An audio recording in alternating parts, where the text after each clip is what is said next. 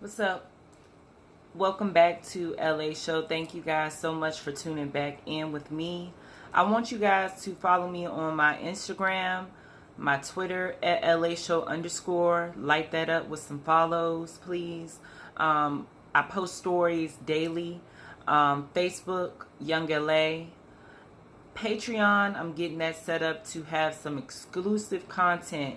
So if you guys want to help out and show some love there, I would really appreciate it. Also, you can cash at me, LA Show 1, for the betterment and growth of this business. If you like what you're hearing, I really do appreciate you guys so much. So I wanted to come on here with current events, with the stories that I have been posting and really have caught my eye that are going on in the community that I feel as though we should be paying attention to. Of course, the first story is with baby girl Kamille McKinney. Was asphyxiated, officials say. Suspects could face the death penalty. This is coming from CBS News. A 3-year-old Alabama girl who was abducted from a birthday party and later found dead was asphyxiated, officials said Friday. Jefferson County District Attorney Danny Carr told CBS affiliate. If found guilty of murder, the 2 suspects charged in Kamille Cupcake McKinney's case could face the death penalty. A funeral service for Kamille McKinney was scheduled for Sunday afternoon with burial to follow at Elmwood Cemetery. The child's body was found amid garbage this week, 10 days after she disappeared. The funeral is planned for New Beginning Christian Ministry, where Pastor Sylvester Wilson said the church has a 700-seat sanctuary and can use its fellowship hall as an overflow auditorium. It's open to the public. I already know that our church is nowhere big enough to hold this crowd, said Wilson. The child's mother previously attended the church. He said police have charged a man and a woman with kidnapping and capital murder in the death of the child, who was known to relatives as Cupcake. WIAT-TV reported that a warrant read in court Friday during an initial hearing for the suspect's 39-year-old Patrick Devon Stallworth and his 29-year-old girlfriend, Derek Irisha Brown, said the girl died of asphyxiation the day she went missing. Attorneys for both people have said they weren't involved in the child's death, and news outlets reported that Stallworth said in court he didn't understand why he was being charged. The city has announced a website for anyone who wants to make donations to help pay for the child's funeral and burial expenses. More than $12,000 has been given, and organizers said any leftover money will go to nonprofits that help at-risk people. Also, Crime Stoppers of Metro Alabama said it was establishing a permanent reward fund in the girl's name to help in the future child abductions. The group said it had received more than $35,000 in donations linked to the girl's disappearance. There is no silver lining in the Cupcake tragedy, Frank Bearfield, chairman of the organization's board, said in a statement. However, we are deeply moved by the public's generosity during the investigation of her kidnapping. We hope the memory of Cupcake is somehow kept alive, not only in our community, but also in the generosity of these donors. So this story, I swear, this is just terrible. And I'm going to put up a picture of a lot of children we lost in 2019, and I'm paying attention to it.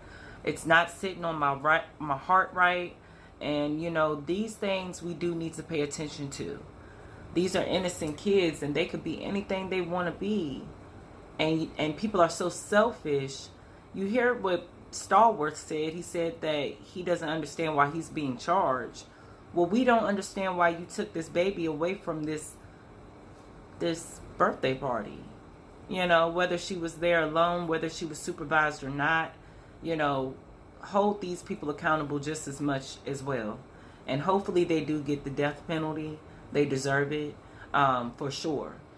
Rest in peace to Cupcake. I hope you are in a better, beautiful place. This is just terrible. Tell me what you guys think down below. So we go into the next story. And this is, of course, for Atatiana Jefferson. Family mourners pay respects to Atatiana Jefferson at Dallas funeral. So it looks like she had a very beautiful funeral. Mourners gathered at a Dallas church Thursday morning to pay their respects for a woman fatally shot in her home by a now former Fort Worth police officer. Funeral services for Atatiana Jefferson, age 28, was held at the Concord Church on Pastor Bailey Drive at 11 a.m.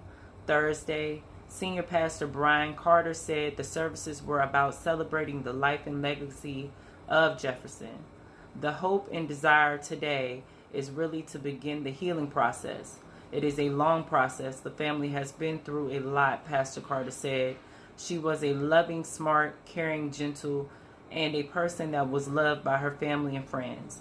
Jefferson's death has caught national attention. Officer Aaron Dean, who resigned days after her death, was responding to her Fort Worth home on an early Saturday morning for a wellness check after a call from a neighbor about the family's door being open. A temporary restraining order delayed the Jeffersons' original service less than 24 hours before it was set to take place at the Potter's House Church in Dallas last weekend. The order granted Jefferson's father, Marquise Jefferson, full authority to make arrangements for her funeral and burial, with the matter being handled and finalized in a court hearing on Monday. On the hundreds in attendance Thursday were Fort Worth Mayor Betsy Price, City Council members, and dozens of Fort Worth police officers, including interim police chief Ed Krause. Jamie Cowessler, senior pastor at City Temple Seventh-day Adventist Church, was one of the officials at Thursday's service. I'm glad the police were there as an acknowledgement that this was an injustice, Pastor Cowessler said. Their presence showed that they recognize this is a problem. So what I'm praying and hoping for is that we go beyond talking, that we can get to action, that we see some changes made immediately because we can't afford to wait. A letter from Yolanda Carr, Jefferson's mother, was read in her place. Legal representatives for the family has told NBC5 Carr had been in the hospital at the time of the shooting. In the letter, Carr wrote of her daughter's humble boldness, adding she still had faith she could change the world. Jefferson graduated from Xavier University in Louisiana in 2014 with a biology degree and dreams of becoming a doctor, her family said. A letter from the U.S. Representative Maxine Waters addresses Jefferson's family and read aloud during the service. Representative Waters expressed and described Jefferson's death as both heartbreaking and infuriating. As much as Thursday was about Jefferson's life, pastors leading the services say it was about not forgetting the cause and need for change. For Maxine Waters to recognize that just shows the gravity and just shows the extent, something to change sooner than later. Pastor Cowessler said, "We can't continue to prepare funerals where parents are burying their children. This is not the way it should be. We hope that children bury their parents, or we don't have to bury anyone under these circumstances." That came from NBCDFW.com, News 5. So, Atatiana Jefferson, rest in peace. You were a very powerful woman. I could see that in you. You wanted more for yourself, for your life. And like these children, it's just taken away in an instant. And I really don't understand how that was justified for this man to walk on the side in a dark area of her home and not even give her a chance to follow the commands. He was yelling and just shoots her. I don't understand how that happens. But, you know, just like with Botham Jean, it was pretty much nonsense. So I'm curious to see what he will be facing, and to see, you know, what changes are really going to come from the police departments. And it seems like they're primarily down south. However, there are a lot of other things going on around the world too. But Texas in particular has a history of shoot first, ask questions later. So please comment down below your thoughts on that. Like I said, rest in peace to Atatiana Jefferson. Your name is not in vain. Then we have another story. Now this story is very, very sad. And very reckless. Very reckless. Very reckless. So this story is coming out of St. Louis. KMOV4.com. Father says 12-year-old girl hit by St. Louis County police car is slightly improving. Nearly 2 weeks have passed since St. Louis County police officer hit 12-year-old Akeelah Jackson. She is still in the hospital. Her father, Willie Jackson, spoke to News 4 about her condition and how it has started to turn around. Jackson said Aquila is still in bad shape, but her improvement are surprising everyone and giving them hope. He's most excited about Aquilah's brain activity. I just want to cry uncontrollably because I miss her sometimes, Jackson said. The St. Louis County officer was chasing someone reaching speeds of 59 miles per hour in a 30-mile-per-hour zone with no lights or sirens on when Aquila stepped into the street. She nearly broke every bone in her body. Both legs, arms, skull fractures, jaw, teeth are missing, and knocked out her wrists, Jackson said. Jackson, a father of 4, calls his only daughter a fighter. He said she's had to keep his guard up against doctors because he refuses to think Aquila can't pull through. Right now, he also won't talk about the officer who hit his daughter. There's a question for another day and another time. Right now, I would not waste a second on him over talking about my daughter and praying for my daughter's health and recovery, Jackson said. Jackson knows he must be ready for whatever happens to his daughter. I love her so much. Our love is so deep and so strong. I'll take her any way I can get her.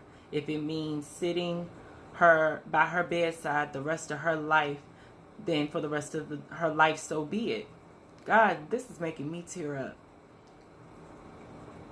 That's the life we are going to carve out for ourselves. This is sad. The St. Louis County Police Department has expressed through the media sadness for Aquila and her family. Sadness. Reading this story got me sad, okay? Because this is a little girl, you know, and her whole life was ahead of her. She could have been out here running, jumping, gymnast, you know, and now she has to recover from all of this, and God knows we hope she recovers. Let me finish this. Jackson said no one with the department has offered an apology or explanation to his family. Wow. Sorry, you guys. I got a lot of personal things going on in my life. So just hearing this man talk about his daughter like that, that's real love. And black fathers are needed. You know, black fathers are needed. He's advocating for his daughter, which he definitely should do. I haven't read anything about the charges or the disciplinary on this officer. So we can definitely dig more into this case. I'm waiting on some updates, and I'm hoping that baby girl pulls through. So if you're in the St. Louis area and you've heard about this story, leave a heart down in the comment section, a purple heart for Aquila to get better. Sorry about the emotion, you guys. So let's talk about another officer really quickly. New Mexico school resource officer resigns after being caught on video allegedly roughing up an 11-year-old girl. It wasn't allegedly roughing her up. He was. A New Mexico school resource officer has resigned after allegedly using excessive force against an 11-year-old girl who he alleges took more milks than she was supposed to from the cafeteria. Lapel video of the August 27th incident involving Farmington police officer Zach Christensen, an 11-year-old veteran of the department, released Monday, appears to show him shoving the crying sixth grader into a wall. The child then falls to the ground and Christensen can be heard yelling, "Stop resisting," multiple times. The officer continues to struggle with the girl, not allowing her to stand up while asking her to put her hands behind her back. At one point, as Christensen stands over the girl, gripping her arm, a school administrator intervenes, saying, "Officer Christensen, she is not a threat to you, yourself, or others." Christensen replies, "No, she is." Eventually, the administrator tries to talk him down, saying, "Sir, we are not going to use excessive force to get this done." Christensen yells, "We're not excessive." Farmington Police Department Chief Steve Heeb condemned Christensen's actions and confirmed his removal from the department Monday in a video posted to Facebook, saying, "There's no excuse for the way this girl was treated." Heeb said the Christensen alleged that the child assaulted the school staff, but added this proved not to be true. The officer was placed on administrative leave following the incident, and an internal affairs review revealed that he made policy violations, Heeb said. Heeb also told NBC News that his department referred the case to New Mexico State Police, but the local district attorney declined to pursue charges. However, the Attorney General of New Mexico may open an investigation, Heeb said. On September 24th, Christensen informed the department of his plans to resign effective October 1st.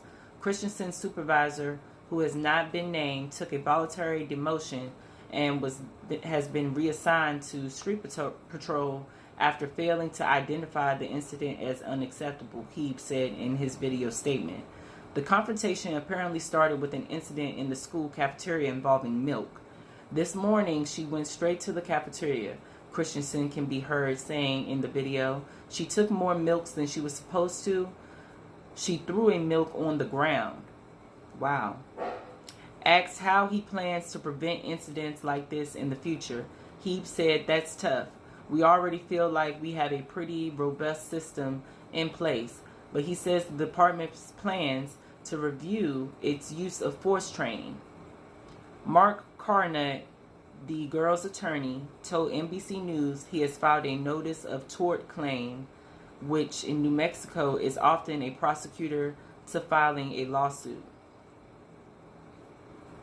Often a precursor to filing a lawsuit. If a parent was doing that same thing, wouldn't they be charged, Carnett said? Is there a different standard for which police are considered for committing crimes versus other people? That comes from NBC News. So this man was able to resign from his job after a couple weeks after this happened. It was very excessive, if you ask me. And if I was the parents of this child, I would take the highest form of action as well.